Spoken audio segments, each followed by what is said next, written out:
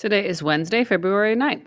All right, so today we have to review and discuss percent composition practice, if there are any questions, and then we're going to do notes on empirical and molecular formulas. There is a practice sheet and a note sheet to pick up as you come in. For practice tonight, for the empirical molecular formulas, just numbers 1 through 5, which is the first page. If you want to do more, you're more than welcome. And then continue working on the pages 41 and 42 for the solution stoic. And then we have a checkup quiz on Friday, which is the 11th. And then our test is still scheduled for Tuesday and Wednesday next week. All right, I want to go through the notes in a little bit more detail.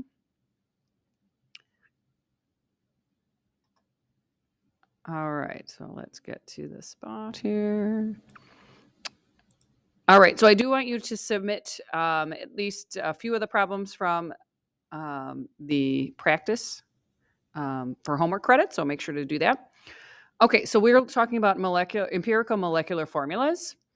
All right, so first things we need to know. So subscripts are going to tell us two key pieces of information about a molecule. One, it tells us the number of each element in the molecule. So if we have one molecule of carbon dioxide, for example, we have one atom of carbon and one or two atoms of oxygen, and we can use that information to convert to just number of atoms.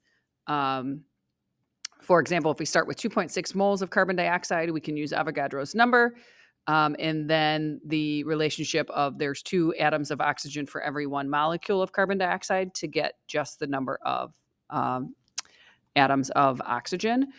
Subscripts will also tell us that the number of moles of each element. So if we have 1 mole of carbon dioxide, there's going to be 1 mole of carbon and 2 moles of oxygen within that. So if we have 2.6 moles of carbon dioxide, there's 2 moles of oxygen for every 1 mole of carbon dioxide, and that would give us 5.2. Okay, so an empirical formula represents the simplest ratio among elements of a compound. So there's a process that we're going to need to do to calculate the empirical formula. So first thing that we need to do is the composition data. So this is why we went over percent composition of a compound yesterday. All right, so first is to convert your percentage to grams. So if we have 69.94% of iron, we've got that same amount in grams, 69.94 grams of iron. And then our 30.06% of oxygen gives us 30.60 grams of oxygen. All right, so now use that. All right, use that number of grams and to convert to moles. So here's what we did. The molar mass of iron is 55.85, so we get 1.25 moles of iron. And then converting your mass in grams of oxygen to moles, we get 1.879. All right, step 3, you're going to determine the simplest ratio of moles in a compound, and you do this by dividing the amount of each element by the smallest number of moles, which in this case is iron. So you will always have one ratio of an element of 1 because it's going to be divided by itself. So I get 1.000, which is with the significant figures that we're going to eventually ignore. And then we divide 1.879 by that 1.252, and we get about 1.5. So this needs to be a whole number. You can see I circled this. So the easiest way to get to a whole number from 1.5 is to multiply by 2. So if I'm going to multiply 1.5 by 2 to get 3, I also have to do the same thing to the number 1. So I get 1 times 2 equals 2. All right, so what I have determined is the ratio of iron to oxygen. So the ratio is 2 moles of iron for every 3 moles of oxygen. And if we go ahead and put that into our formula, you get Fe2O3. So that is our empirical formula. So you can take a look at number 2. We've done that entire process. I will say that we are given percentages of 17.6% sodium, 39.7% chromium, and then 42.7% oxygen. Instead of showing the work like I did previously in step 1, we're just going to change our sign from percent to grams and then complete the calculation. So no need to show that conversion itself. We're making the assumption that we're working out of 100 grams. So just change percent sign to gram sign, and then you can go through that process. All right, so then we have molecular formula. And a molecular formula is defined as the type and actual number of atoms in a molecule.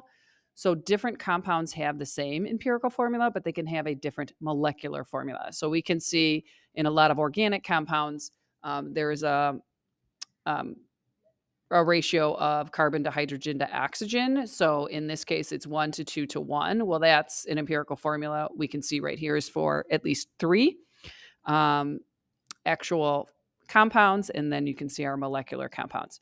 All right, so how do we determine the molecular formula? So molecular formulas are calculated by using the empirical formula, which is the process we just did, and then the molar mass of the molecular formula. So the molecular formula is always a multiplier. N is always a whole number. So it's N times the empirical formula will give us the molecular formula. All right, so here's our formula. N equals molecular formula over empirical formula. What are those numbers? Those numbers are the molar masses for each formula. So if we're going to calculate the molecular formula for a compound that has an empirical formula of NH2, the molecular formula's molar mass is 32.06. Step 1 is to calculate the molar mass of the empirical formula, so we can find that bottom number, and in this case we have 16.03. And then we're going to take that formula and we are going to divide by, and I'm missing step 2 here, so we're going to have to go back. So I've taken 32.06 divided by 16.03, and I'm going to get 2. So our molecular formula is 2 times bigger. So I'm going to take NH2 times 2, and I get N2O4, and that's the molecular formula. So I can go back through and confirm that by finding the molecular formula's molar mass, which in this case is 32.06, which matches what we have. All right, so you can take a look at these next 2 examples. We didn't have time to do this in class, so this was something that was done on your own. So if you're doing this at home, so try numbers 4 and 5 on your own before you come back and check the answer. And then I will resubmit my picture here to make sure that we've got the picture for step 2, which I'm not sure what happened. Okay, so I will fix that in a second. All right, so then what I want you to do is submit your answer key or your work for the practice so that I can give you some homework credit and we can see what you're doing. And that was Wednesday, February 9th.